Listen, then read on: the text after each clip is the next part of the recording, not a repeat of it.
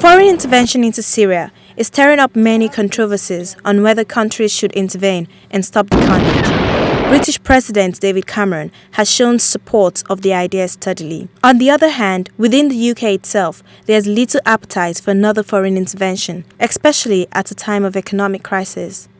It's no news that Britain's economy has seen better days after shrinking 0.2% in the first 3 months of the year.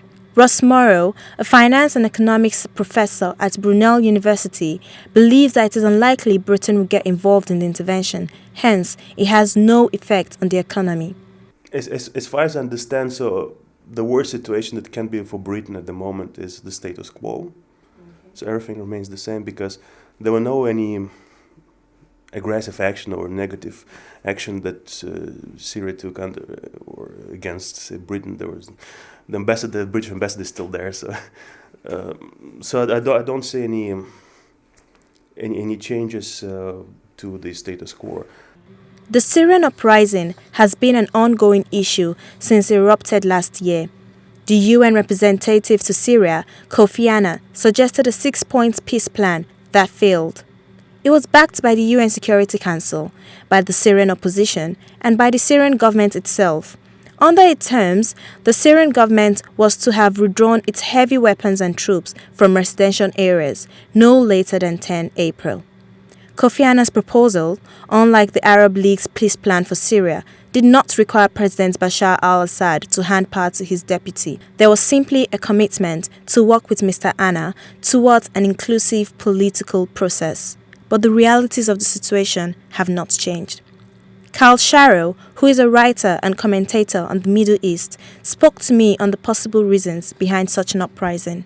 What happened last year was primarily inspired by what happened in other Arab countries, but you really need to understand the history of the country where you've had the same person run the country for decades, and then when he dies, his son, who wasn't even a public figure before that, is quickly brought on to replace him, and it's a very oppressive place. They don't feel like they have any stake in their country and they don't have any future. So there was bound to be a moment when people will decide that enough, we want to do something about it. Cheryl believes that a change must come to Syria and the political system must become more accountable and democratic.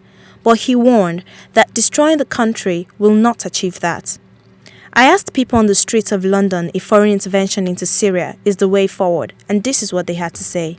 I would say, yeah, they should have an intervention. I don't think you should have a proper military intervention because the better solution would be just support democracy without intervention. It's been going on for a long time though now and nothing's really getting better. I think it would help. Foreign intervention would not only affect the United Kingdom economically, but it could take a worse turn for Syria.